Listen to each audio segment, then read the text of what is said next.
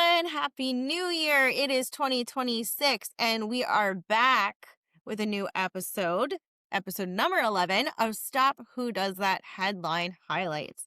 We are back from the holiday break and ready to go. So much has happened over the holiday break, but we have a great show ready for you today and to get you caught up on all the true crime news. Let's see. On today's episode, we will be covering updates on child killer Ashley Buzzard, or what we call Lori Daybell wannabe. Florida man, not from our segment, but a true Florida man killing his wife before shooting his stepdaughter and himself over an NFL game. And a Texas teen that vanished on Christmas Eve from her driveway. As always, we will end today with a little Florida man or Florida woman Google roulette. I am your host, Jackie. And I'm Jenna. And we hope all of our listeners have had a wonderful holiday break. I know we did. We got to go to Savannah, Georgia with our kids, and we walked around. We saw beautiful Forsyth Park, and we did a little ghost tour with the kids. It was like a ghost / scavenger hunt / history lesson. It was a really fun time. The kids loved it. That's It's awesome. Yeah. called Ghost Scout. So if anybody out there wants to take their kids on that tour, It's adorable. it's called Ghost Scouts. At the end, they give them a nice little badge, and they're paying homage to it being the birthplace as well for the Girl Scouts. Oh, I didn't know that. Scouts originated in Yeah. Savannah, Georgia. Yeah, So I've never what- been there. yeah, you have to go. Okay. What did you do over break, Jen? Yeah, so I just had a wonderful long break with the kids. I got to spend a lot of time with my boys, and it was my mom's birthday over the holiday period as well. So we got even extra time celebrating her birthday. It was really nice to have all that quality time. And if today is your first day back, our listeners, just like it is for us, we hope you're getting through it. We are doing it. We are back to work and back to our regular routine. We're all on the struggle bus. Yeah, we are. engaged. And we do want to remind our viewers and listeners to subscribe, like, and follow us on Apple Pod, Spotify, and YouTube. We are well over 400 YouTube subscribers right now. So we want to thank you again, as always, for the support. We really appreciate it, and all of our listeners. And don't forget to share with your family and friends who like true crime too. So, Jackie, let's get into it. Ashley Buzzard pleaded not guilty to a murder charge on Friday, December 26th in the shooting death of her 9-year-old daughter, who was found earlier this month in a remote part of Utah. The 40-year-old mother of Melody Buzzard of Lompoc in Santa Barbara County, California, was arrested on December 23rd and charged with first-degree murder. 9-year-old Melody Buzzard had been missing since early October when the two went on a road trip outside of California. The sheriff's department began investigating the case October 14th after a school administrator reported Melody had not been seen at school for several days. Detectives said Melody and her mother left California on October 10th for this road trip. Melody was last seen on the return trip to California on October 9th on security camera footage near the Colorado-Utah border, investigators said. The Buzzards were in a white 2024 Chevy Malibu with license plate 9MNG101 when they left California. They went as far as Nebraska before they turned around. Beginning October 8th, the same Malibu was seen with a New York license plate, HCG967, the sheriff's department said.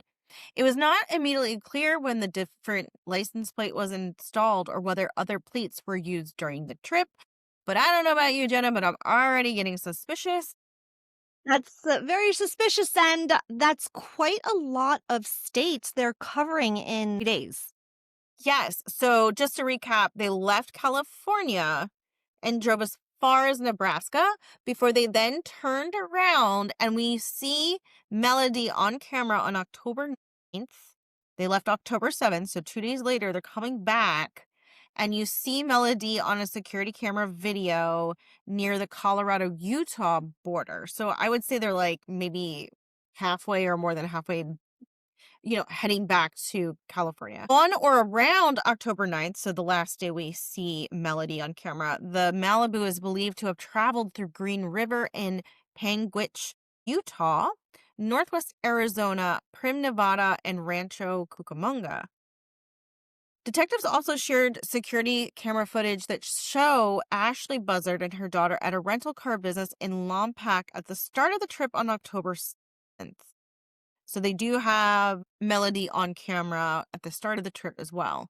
They appear to be wearing wigs. Yeah, and I do want to say, Jackie, that Ashley Buzzard was always wearing this wild wig. It was like this long, curly blonde hair, curly bangs. Anywhere she was seen on this video camera, she's wearing this wig. It's clearly a wig. It's very Yeah, big. let's get a photo up Yeah. here. So here it is. Here's the surveillance. Let me share my screen.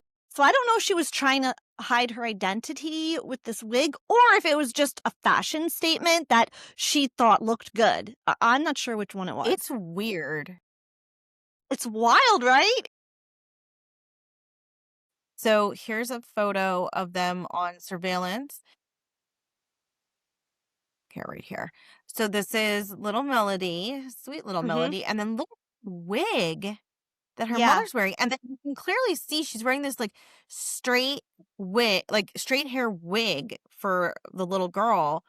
When clearly in this photo, she's got wild curls. Yeah, and Melody was so adorable. I mean, it's hard to look at the pictures of her, to be honest. She was just so cute. I know. And then this is the mother. This is really what the mother looks like. She's got short, cropped, curly blonde hair.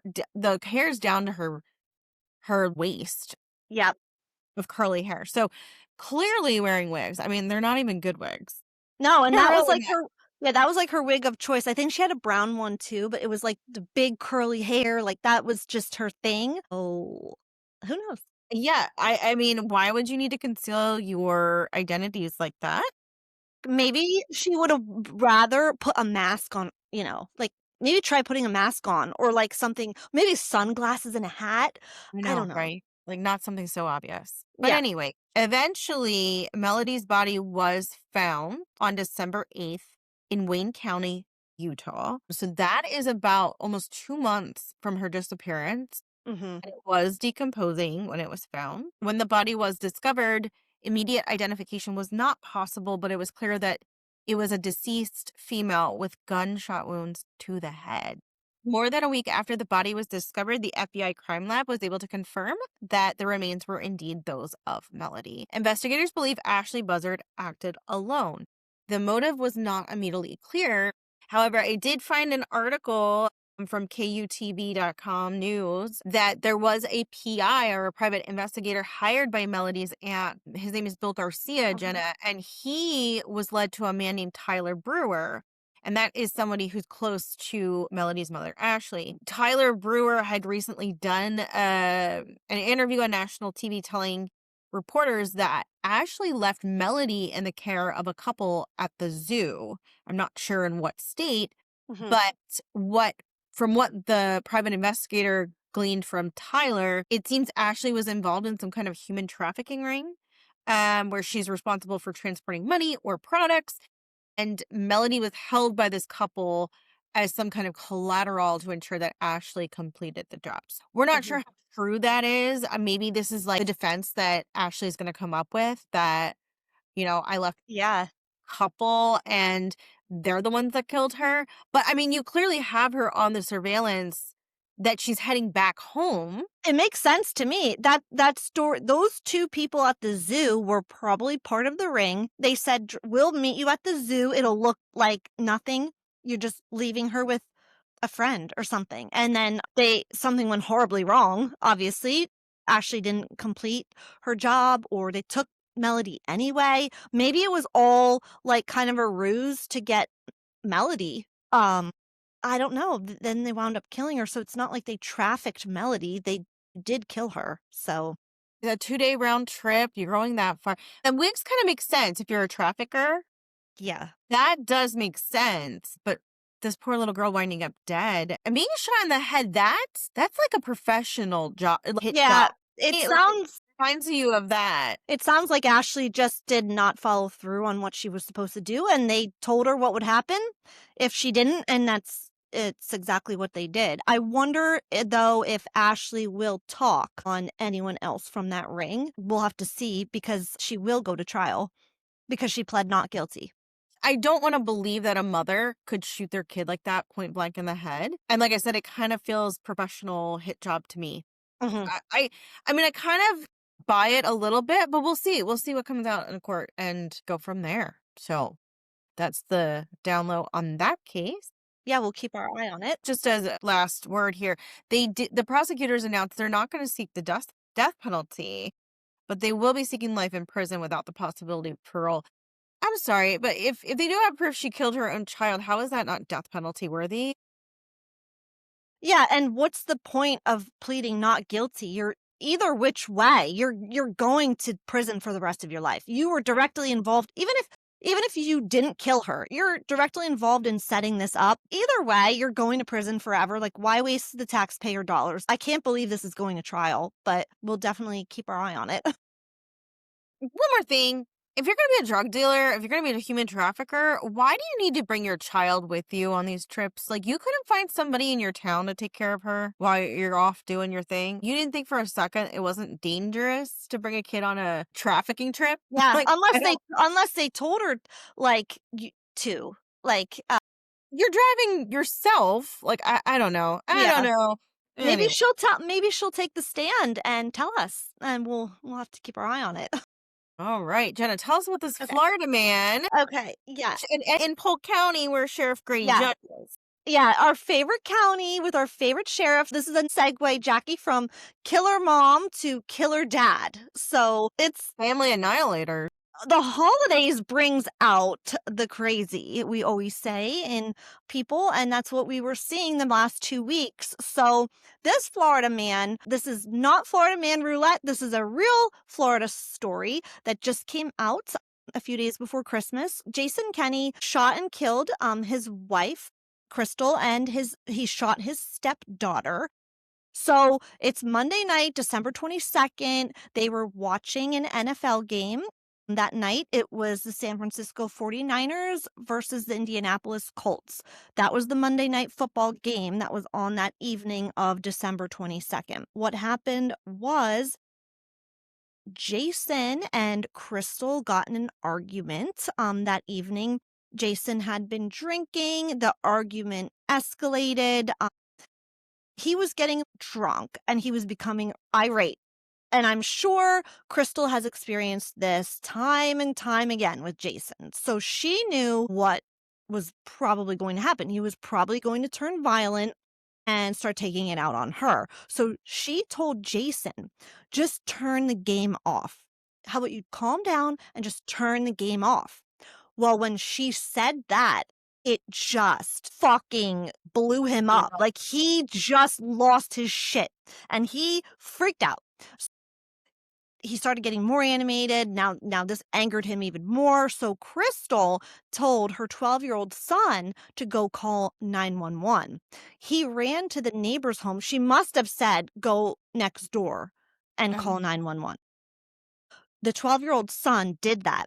He ran to the neighbor's home, got in, said, my stepdad's acting up and I'm scared and my mom says I should call 911. As he's doing this, he's hearing gunshots going off in his home. I can't imagine this poor little boy, just what he was feeling at that moment.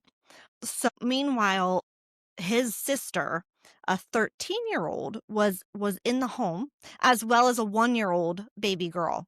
When the sun ran out, there were still 2 other kids in the home. So when the police came, they found Crystal dead, and the 13-year-old sister was shot once in the shoulder and once in the face. Miraculously, and they're calling it a Christmas miracle, the daughter survived.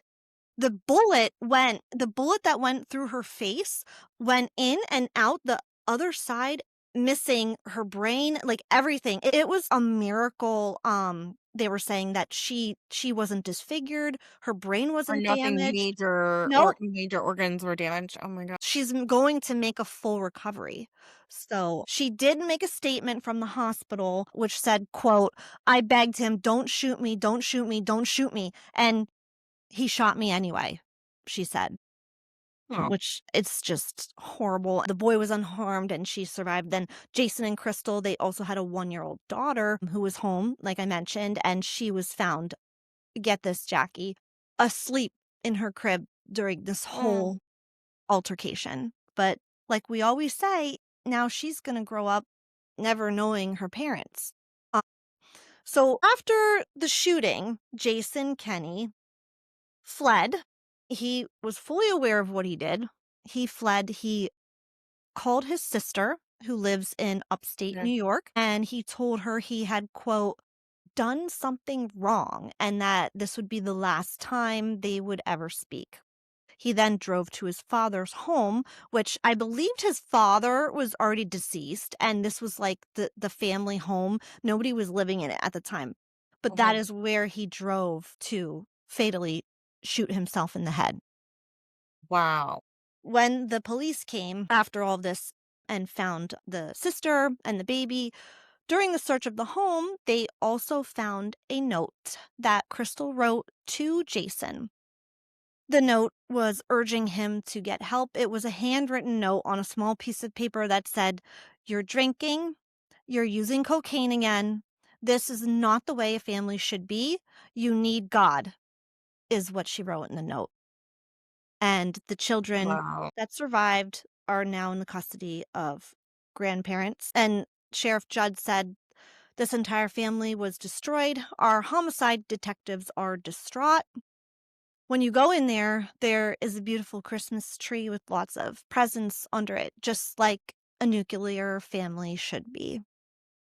Wow. And I think, Jackie, these stories that happen at Christmas are always very eerie because there is the tree, the presents. This was just 3 days before Christmas, and his actions ruined the lives of 3 children. Well, and also the surviving children, especially the little girl who was shot, she's going to have negative emotions attached to Christmas. It's just going to Yeah, be PTSD for her the rest of her life. The 1-year-old hopefully doesn't remember any of this, but and won't have any recollection of his or her parents. It's just like, come on. People need to get help. They don't realize they're hurting everyone else around them and they're a threat like this to yeah, everyone. and I just wanna say, if you're struggling with your mental health, don't be ashamed and don't be afraid to seek help. There are so many resources out there. I think a lot of times there's a stigma, Jackie, Mhm. associated Yep. with getting help for your mental health, and it's nothing to be ashamed of or to be scared about. And if you're feeling depressed or any kind of emotions that are out of control of your body, just go get help because this didn't have to end like this, and Did it? over an NFL football game nonetheless. I mean, Well, I think it come just on. triggered him in Yeah. some form or Yeah. fashion, but I don't know how you go from 0 to 1,000 like that, but if he was on cocaine, Yeah. yeah, I know that's like an amphetamine, it's got you amped up, and then you've And got he's drinking, so he's up and maybe other down. mental health issues. I don't know. He had some kind of trauma in his life he was dealing with, but man, you gotta get help for your family. And I think Yeah. it raises a really good topic because a lot of men are scared to get help. Mhm. And I don't know if this guy was a veteran or not, but veterans are high risk. Yes, one For 1 in 4 veterans have PTSD and need struggle with their mental health, and, exactly. yeah, you're right, I'm not sure if he was in the service, but it's Yeah. clearly he Something wasn't right there, and it's so sad because the wife was encouraging him to get help. But yeah, again, like the way the laws are written, you can't get mental help unless you agree to it. Or you've explicitly expressed that you're going to harm another person or yourself. That's the only time you can get what we call a 302 in our yeah, state, or I think it's called Baker Act in other states, but you can have like a 72-hour involuntary hold on some hold, yeah, And then they Yeah. go before a judge after those 3 days, and And then you know what, Jackie? A lot of people don't even know about that. Like, I don't yeah. even know if Crystal would have even known. We know Yeah, that because we have a background dealing with these things, but right. I don't know if somebody like Crystal would even know that you can 302 someone for a psychiatric hold. Yeah, yeah, and it's worth calling the authorities and seeing if you can get one. Mhm.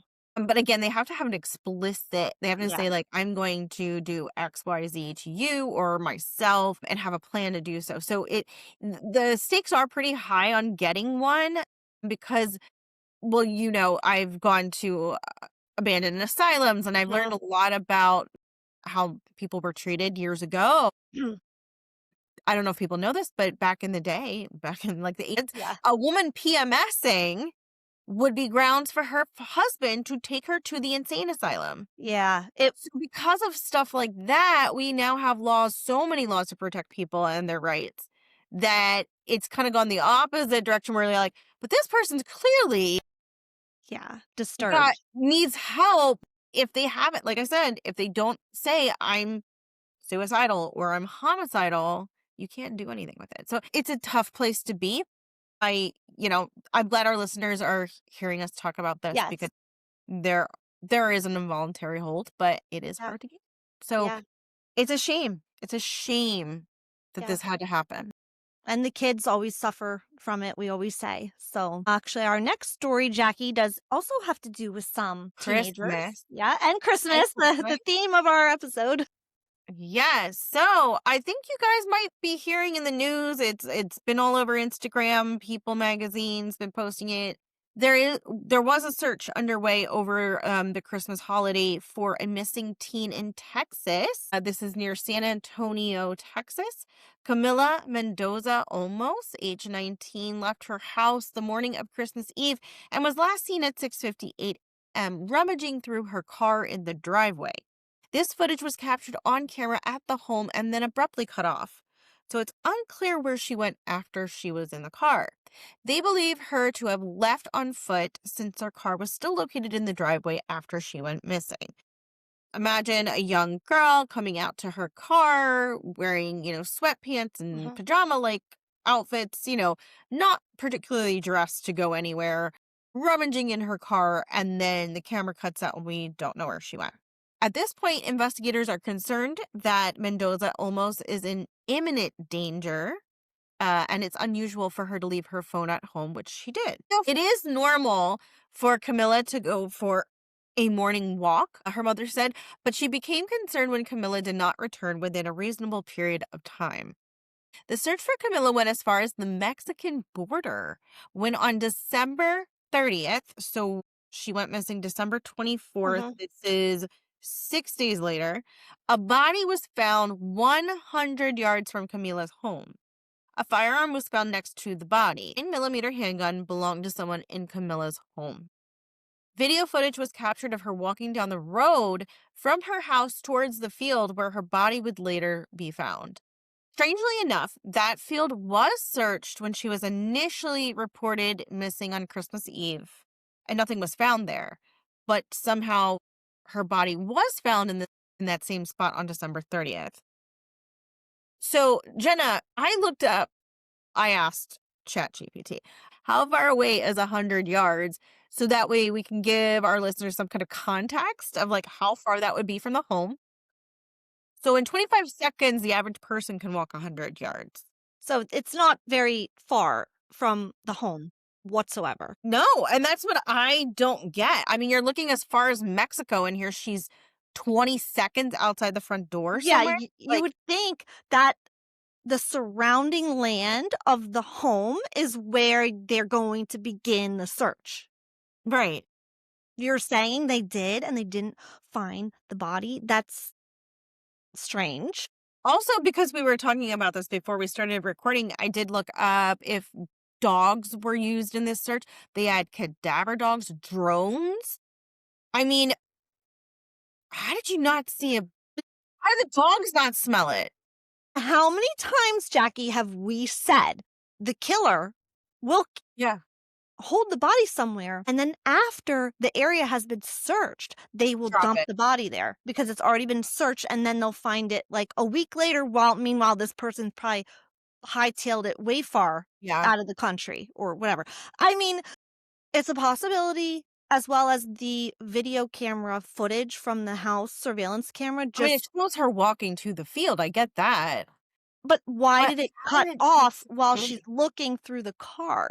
Just it just cut off and then it came back on? That's kinda weird. Why wasn't it continuously rolling? Something's weird there. Not for nothing, but I swear to God, there were all these other reports of other girls around her age going missing in Texas around the same time. And honestly, when Jenna started talking to me about this case for headline highlights, I got it confused with another missing kid from Texas because I'm like, wait a minute, there were a bunch I was seeing come out on Instagram, and there were other girls, Sophia Gabriella Peters Cobos, age 4. She hasn't been seen since Monday, December 29th in the evening when she left her home on Landon Ridge and Potranco Road in San Antonio as well. So then another one went missing on Christmas Day, Angelique Johnson, who was last seen at Potranco. Oh my gosh, the same area.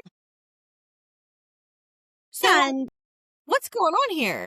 not for nothing, but I do wanna mention the 32 bodies that have been found in Houston, Yeah. Texas in 2025.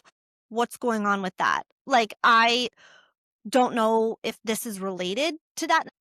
Houston, Texas is having a real issue with dead bodies popping up, Mm-hmm. and it's almost like increasing as the year has gone on.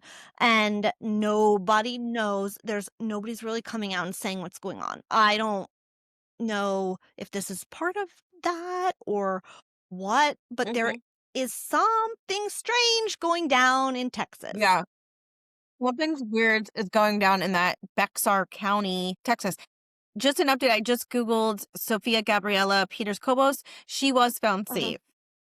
And Okay. that's all I have. But then let's if Angelique, and again, we're looking at this up now to give you the best updates. So Angelique, she did. Okay, so Angelique has contacted missing person deputies, but would not disclose her location.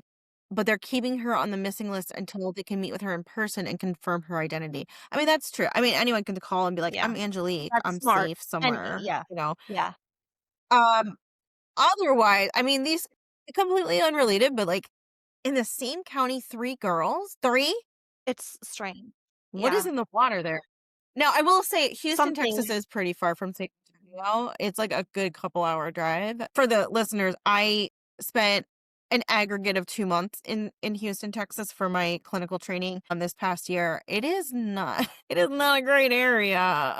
So, so compared to the other parts of Texas, you would say Houston's like a little sketch. personally for me, I Yeah. felt like it was very sketchy. I mean, there's some great pockets of areas Mhm. that, like, but I mean, it's kind of sketch.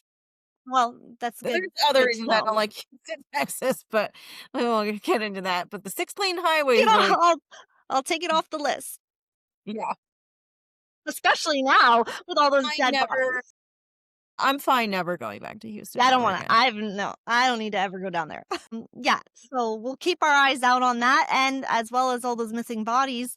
If there is a serial killer on the loose, 32 people is a very high amount, so I we'll mean, we probably could do a whole episode on the Houston bodies, yeah. Yeah. just picking it apart, seeing if there's any rhyme or reason to these If they're people missing. connected, yeah. I don't know. Do you guys want us to do an episode on it? If you made Yeah, it this let us far, let us know. know. We'll leave a spot in the comments when we Yeah. post some videos from this that you could definitely let us know if you want us to dig deeper into that and see if the people are really all those 32 people have any kind of connection or I anything. mean, there is a huge homeless population. So a lot of those people really could just be homeless people. We can look into it. So yeah, so all right, so we have a couple quick updates before we get to Florida Man. These are just very quick things that have popped up in the last few days. D4VD, remember him that we like to refer to as David. He is to be indicted for murder through a grand jury, which Jackie, we called that from the get-go. This is I mean, taking it was forever. going there for Sure. So it's like, it's not like official yet, but just a reminder, he's the TikTok star and rising singer who had the relationship with 14-year-old Celeste Rivas Hernandez, whose body was found in the trunk of his Tesla back in September. And that the burn cage was found at his rented house, and they recently found a chainsaw. They're finding all these Yeah. things. So the grand jury, it may have been an investigative grand jury. That's the type of grand jury that assists authorities in gathering evidence, but it doesn't issue indictments. So it seems like they're gathering all the evidence and then they're going to issue the formal indictment. Hmm. TMZ did report that David's manager, Robert Morganroth, was already called forward and testified for several days at this grand jury. Hmm. So Yeah. the grand jury could be hearing additional witnesses as soon as February. I do believe we would be hearing of a formal murder charge possibly in or after February. Absolutely. And I just wanted to note too, this article here from News Nation, it says the burn cage and the chainsaw were Mhm. unused, which we did talk about the burn cage the last time Yeah. we met. And we were like, was there a miscommunication? Like, were they trying to like chop it up and burn it? Honestly, I But then cannot, jump the like, gun and they were like, let's just put her in this Tesla? Like, what will they find by the next episode of Headline Highlights? It's every week they're finding some other blatantly obvious murder vessel or tool. there's no reason to have that in an Airbnb. They were like, I think next week they might find blue tarps. I'm gonna just guess. Like, I think that's yeah, what's gonna pop up next. or some like We'll devil worshipping gear. I don't know. Yeah. Keep our eye on What sacrifice? I mean, David. really, it's sad, man. That's gonna be a big trial as well. So, speaking Yeah. of big trials, we did have one that was supposed to begin today, Monday, January 5th. Sarah Grace Patrick. Jury selection and her trial was supposed to begin on Monday, today. However, as of 10 a.m. this morning, breaking news, the trial will be continued. So, just a refresher, Sarah Grace Patrick is accused of killing her mother, 41-year-old Kristen Brock, and her stepfather, 45-year-old James Brock, inside their Carlton, Georgia home on February 20th, 2025. Investigators said the couple was found shot to death after Patrick herself called 911.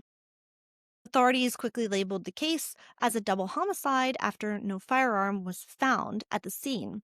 Patrick, she was 17 at the time and turned herself in on July 8th. That was many months, after this took place. She Oh, was yeah. charged with 2 counts of murder and 2 counts of aggravated assault. And sadly to say, the bodies were found by Patrick's 6-year-old younger sister. Mm.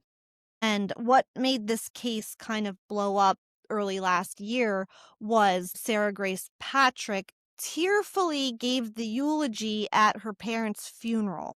And everyone was praising her for how brave she was. While she's crying, giving this well-written eulogy, she was actually the killer. So that's why this story became kind of sensational at the time. And Mhm. thank God she didn't harm the younger sister. The trial was Mhm. supposed to begin today, but they need to psych evaluation. The defense said that neuropsychological psych eval that they need some time to review before this can go to trial. They just said that today. So they Wow. they continued the trial to August 3rd. So we will Okay. keep our eye. That was supposed to be the first huge trial of 2026 was supposed to be this trial. So it just got moved now to the end of the line. So we'll keep watching it. Yeah, I mean, it's probably like a power move by her attorneys to be like, "Oh, Mhm. we gotta make sure she's competent to stand trial because clearly there's some disturbance there, right? Like, you can kill your parents like that, not bat an eyelash, let your little sister find them, and then go to their funeral and give this eulogy," which maybe we should find the eulogy real quick. I mean, it's like daughter and here. Let me see if we could play. It's kind of giving Menendez brothers, like how they did, they were at their parents' funeral as well. And They were not arrested till several months Yeah. after the killing. But for a 17-year-old to I wonder if they took it down because she's supposed to go to trial, True. I know I've heard it before. maybe so, like, the jurors couldn't see it. Yeah, I I don't know. definitely have heard it before. Yeah, I've seen clips of it. I remember she was on, like, a platform. Yeah. Yeah, and she was like it almost sounded like an apology. Mhm. Yeah, it almost did. I wonder what mental health issues she's got that's gonna come out eventually. But yeah, clearly disturbed to do something like that. I mean, she's so young too. Well, and just to wrap things up as we're giving these last little low-hanging fruit updates, Brian Koberger's sister, Melissa Koberger, actually is the first member of the family to give an interview to the media. She gave an interview to the New York Times, published on January 3rd, regarding the Idaho 4 and I just want to show you a photo of her here. She's not the same sister. So she's a little bit more alternative than the sister Amanda that we saw pictured with Brian's mother on the day of sentencing. This one is it doesn't sound like she was living with the family at the time of his arrest, but yeah, she talks about his upbringing, that he was overweight, he was a heroin addict, he was very troubled as a youth. A lot of stuff that we've already kind of heard about. And around the times around the time of the Idaho murders, the family did become aware of that, and knowing that he didn't live far from there, Mhm. she was quoted to have said, "Brian, you're running outside and the psycho killer is on the loose." She remembers telling him, "Be careful." He thanked her for checking on him and assured her that he would stay safe. I thought that was really crazy that this is Mhm. how in the dark they were of this other side of him. I know. I think the most shocking part, in my opinion, is that any member of his family actually gave an interview. I was shocked. Yeah, she wanted to make sure that the world knows that the Koberger family did not know or even suspect for a second that it was him. So I know a lot of people were like, well, did the dad know? Is that why the dad drove back with him? But she wants people to know and remember that they are human beings too, and they're hurt by this, but at the same time doesn't want to take away from the victims' families. But she was angered by internet posts from people who speculated whether her family had known all along that Mr. Koberger was the killer. She said, quote, "I have always been a person who has spoken up for what was wrong." Or I'm sorry, quote, "I have always been a person who has spoken up for what was right." She said, "If I ever had a reason to believe my brother did anything, I would have turned him in." And, she works as a mental health therapist in New Jersey. I believe the other sister, Amanda, she works with remember when it happened? We were, like, looking her up on Facebook? Yeah, because Yeah, Kober actually went to DeSales, because which of is you. right from where around where I'm from. Uh, and one of my coworkers actually went to college at DeSales at the same time Yeah. Brian Koberger was there. We were really into looking up his sister and Yeah, I remember we found Amanda, she works with, like, autistic kids yeah. eventually, guys, like, her Facebook went away because I think, but we found it, like, right as news And broke. they look alike. They look like twins. They really do, it's scary. But, yeah, so, I mean, between this sister, Melissa, Amanda, they seem to, like, have this interest in psychology and helping Mhm. troubled people that I do believe them. I do believe they probably are a great family. And they were actually really proud of him for overcoming this heroin addiction and seemingly wants to go into criminal justice and help people. And then you turn out this. I mean, for them, it's just like blindsiding. She even had to, I thought this was sad. Like, she had to quit her job because her employer was so flooded with inquiries Yeah. about her that she's like, yeah, I agree. Like, I can't do this job. That's sad. And somebody wrote a book about the case and listed their name as Melissa J. Koberger. So it was like someone's making money off of a book pretending to be her and Mhm. making it like she's the one writing this book. I'm just trying to put myself in their shoes. That sucks. Yes, they're gonna have to deal with this for the rest of their lives. Might as well speak out now and say, "Yeah, we didn't know about it."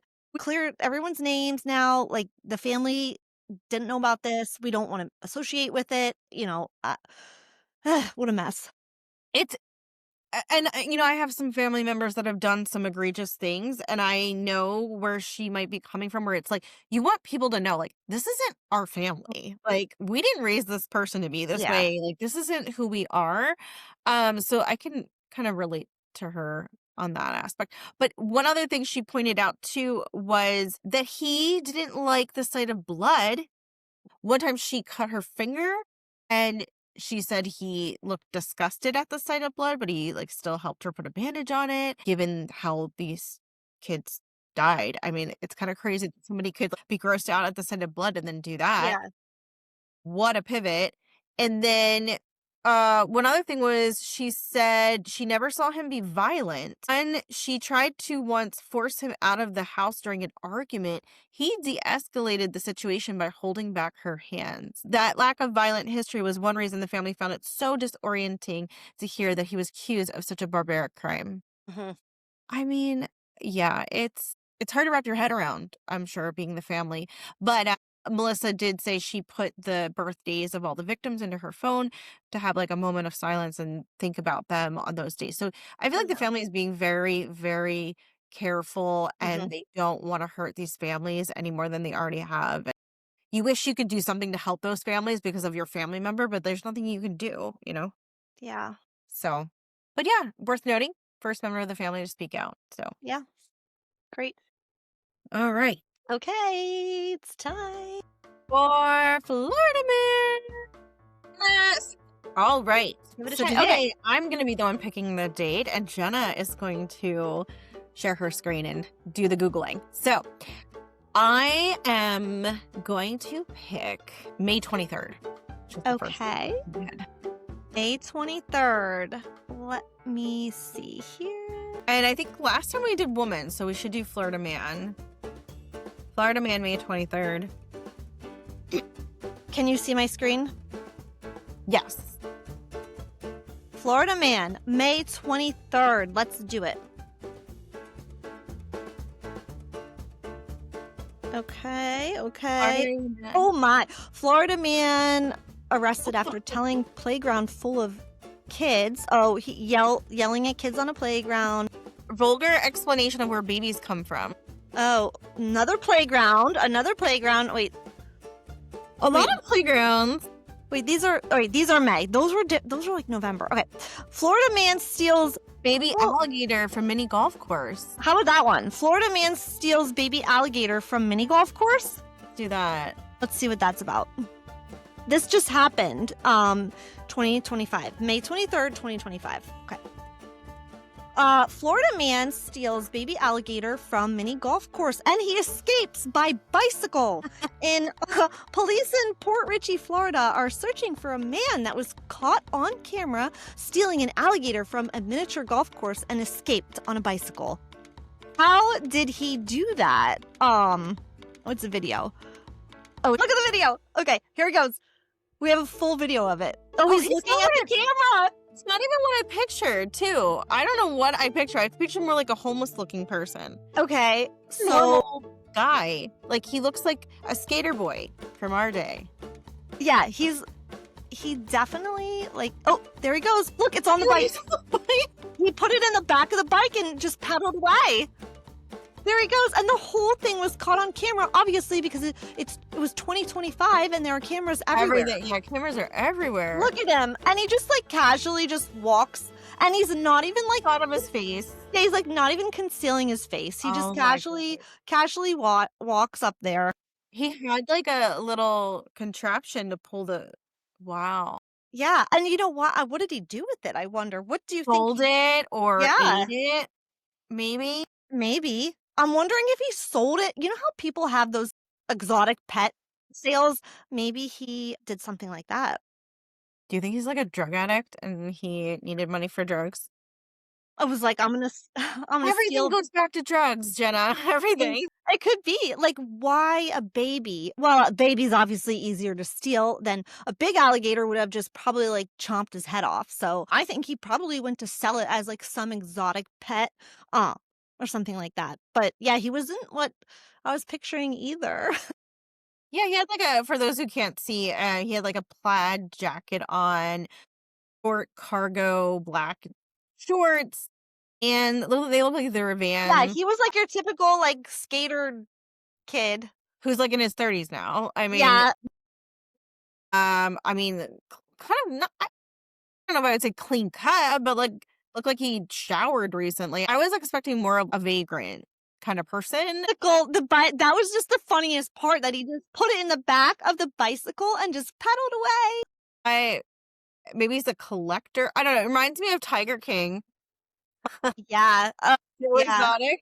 Joe Exotic. Yeah, I mean that was funny. I can't believe we got the video of it. That was great. That was great. Oh, Well, guys, we yeah. hope Well, you enjoyed today's episode, the first one of 2026. yeah, we're excited to be back to our normal schedule, and so we have our deep dive coming out later this week. That we have a really good story for you, a real monster, if Jackie and I should say so ourselves. So stay tuned. Yeah, I can't decide who I don't like more, her or Lori Daybell. She's kind of up there, don't you think? Our She's deep dive girl. yeah, our deep dive girl. She's really mental. Yeah. Yeah. We're talking psychopath level. And her trial's coming up this year, so it's Yes. very Yes. well timed. Yeah, you Get guys your will love it. feed on what's coming next. Yeah. Well, All right. stay Thanks. tuned later this week for that episode, and we wish you good luck this week getting back into the swing of Mhm. things, and we'll see you on Friday. Bye.